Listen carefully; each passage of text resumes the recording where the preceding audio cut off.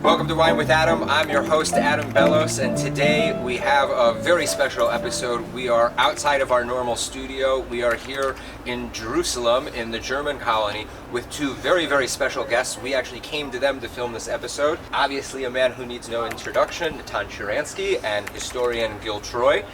Today we'll be enjoying the Gush Etzion Red Blend, the Spring River Red Blend. You can find it in both Israel and in America.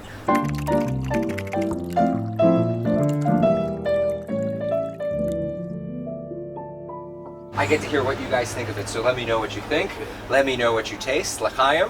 L'chaim. Great wine. Great wine. Not only a great wine, but a great winery, great community, and in my opinion, it's a wine that's fit for any occasion.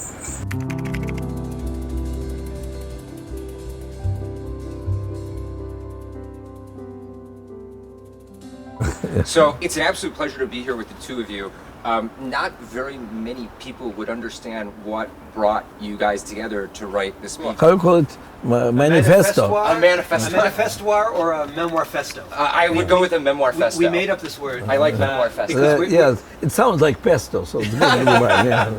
This is one thing that I learned in this book, is that he's got this incredible sense of humor that I feel like gets him into some sticky situations sometimes. You're much more harif than everybody thinks. I think I'm much more light than people think. So what was this like? Well, indeed, we come from two very different worlds, right? Natan was born in a town called Stalino at the time, today it's Donetsk, and in the vast prison camp called the Soviet Union. And I was born in the big, happy shopping center called North America. I never knew what it was like to be unfree until I spent 3 weeks traveling the Soviet Union in 1985, representing the Jewish people to speak to refuseniks. Did you guys? You guys? No, he was in the Soviet Union. I was in prison. And he was so deep in the gulag that everybody was worried about Yuli Edelstein. And there was a chance of him coming out. People didn't even think it was possible for Natan Sharansky to ever get out. That was in April 1985, and by February 1986, miraculously, he was free. But at the time, even though we went there to be good Jewish citizens, but we didn't believe the Soviet Union would fall. We didn't believe these people would get out. We were just doing it because what could we do to help? It was just a little bit. So we come from very different worlds. In the 1980s, when he's in the gulag, I'm one of the spoiled brats of Jewish history, studying history at Harvard. And yet, there might have been a small difference between right, the gulag and Harvard. Right, I mean, there's nothing. Well, right, just a small one. No, very small. It's a very big difference, because in prison you have all the moral clarity in the world. In Harvard you have all the moral confusion in the world. So. And yet, from these very different worlds, ideologically we're very much on the same page. In writing the book, and we worked together for 3 years, it's the only project I've ever done with somebody, right? I write alone. I don't play in the sandbox with anybody. And what about you? You've written with multiple people. Well, my longest project is Gulag. I'm a battery. It was a little bit longer. But in terms of writing the book, yes, it was the longest. He usually does things in 9-year chunks, and our wives started fearing that we were going to be another 9-year chunk. Yeah.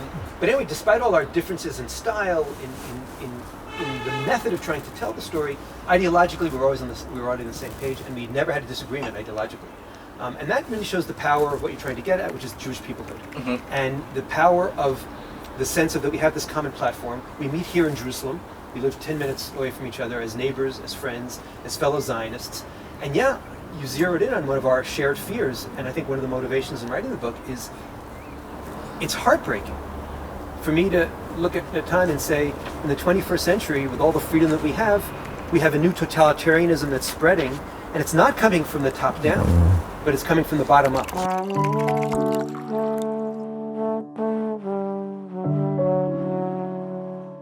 You guys wrote on page 407, I recognize all of the unforgiving stereotypes. The good is bad, and the bad is good rhetoric I grew up with. The progressives risk yanking history backwards. Those of us who escaped communism's grip had grown into a fundamental liberal belief in individualism.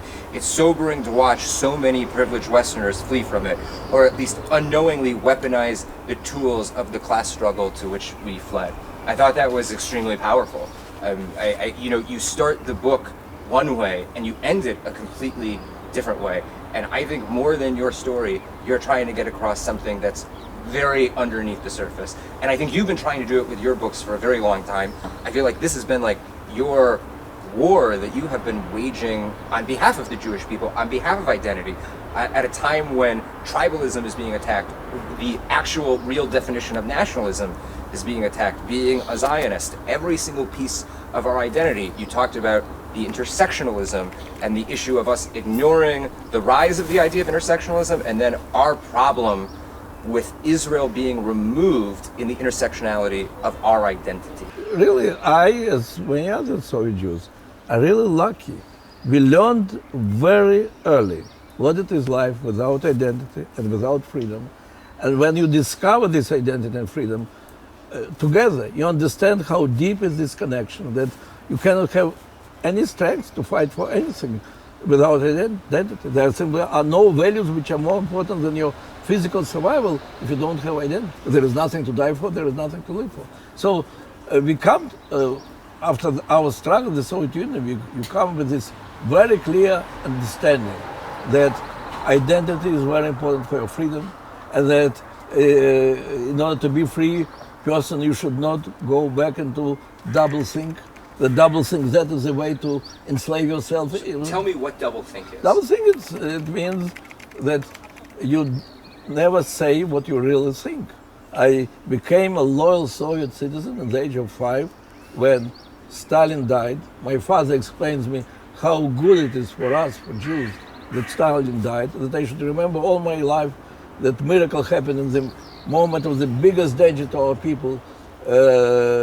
He died, but I should not tell to anybody. I should do what everybody does. And I go back to the kindergarten and I sing together with all the children about son of all the people, Stalin. And I am crying together with all the children about death of Stalin. And I remember that miracle happened, I should be very happy. And I have no idea who of the children is crying like me or who are sincerely crying. That is typical life of Soviet doublethink. At the moment you cross this border between doublethink and dissent and start speaking your mind, you have such a relief. You enjoy freedom. And you know how it is dangerous to go back in doublethink, that by no way you'll agree with KGB to have any compromise to go back to doublethink. And then you go to free world, and until this day, all these years, what I'm writing about, I'm trying to explain to the people that identity and freedom go together, that you cannot give up on one and keep the other. And but in the last years, I'm more and more concerned how easily people in the free world are giving up on their freedom by going to doublethink, by deciding, okay, of course I support Israel, but you know, it's not popular among my professors, so for the next year I will not be speaking. And that's how it begins, you are enslaving yourself. So I'm really lucky that I could start from the position where it is so easy to feel the emptiness of the life without identity and freedom, and then to feel how great it is to enjoy both of them in connection with one another. So, one of the nice compliments we got about the book was from Leah Leibovitz from Tablet.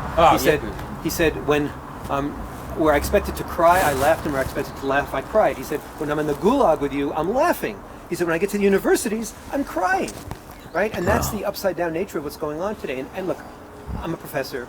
I call myself a case of arrested development. I got to university and never left, right? I love the university. I don't like to bash the university. But the university I joined was the university of liberal values, the university of critical inquiry, the university of openness, the university which is the opposite of doublethink. And it's really one of the major struggles of our lifetime to make sure that this totalitarianism, this creeping totalitarianism, again, from the bottom up, not from the top down, doesn't destroy the university and doesn't destroy the liberal culture that we both worship.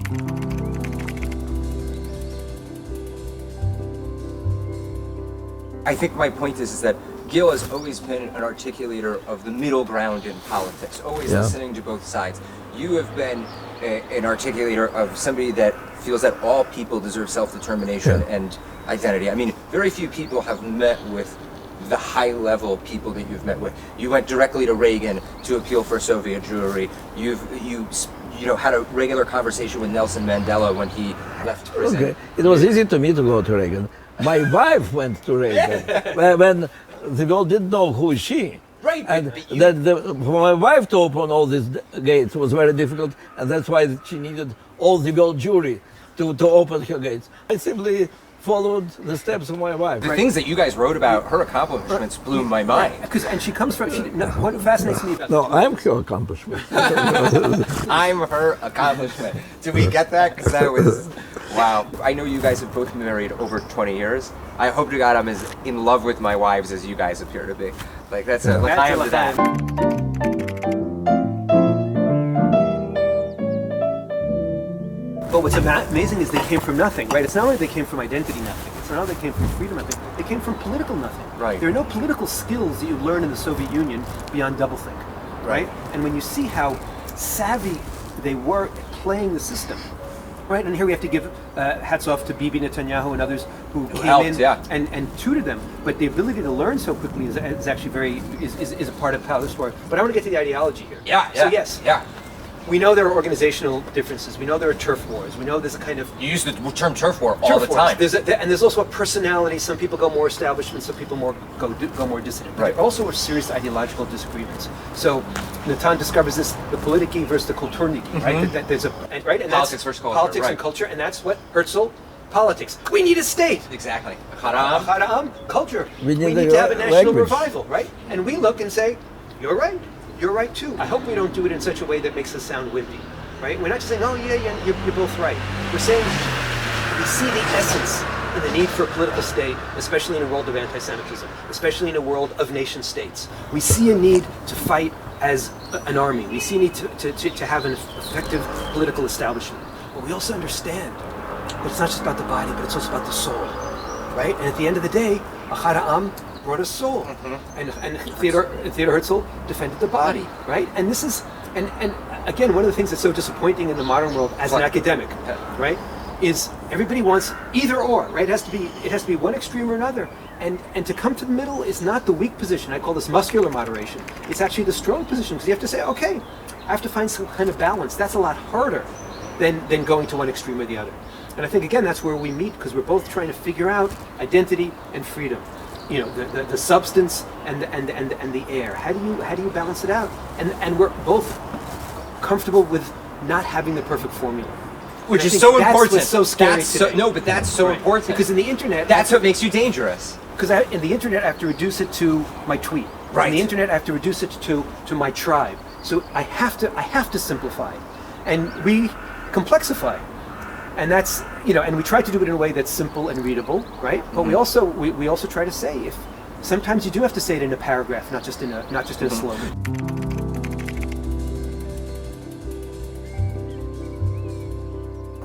If you could teach everybody one thing about everything that you've learned and the whole experience of the book, sum it up into one sentence. If I was 12 years old, okay, and you wanted me to take every single thing I could from this book in one sentence, like as a young Jew, what would it be? It's such a joy to live inside the history of your people and feel that you're moving together and that you're a free person. And in this world where people feel so alienated, so cut off, so lost, when you're a part of the Jewish people, you're never alone. And that's an amazing gift. L'chaim. Hi. In Russia, people drank a lot of water, you know, to run away from the life. Here we are drinking wine to enjoy life. To enjoy life. From wine to wine. L'chaim. Well, we didn't have such a good wine in prison.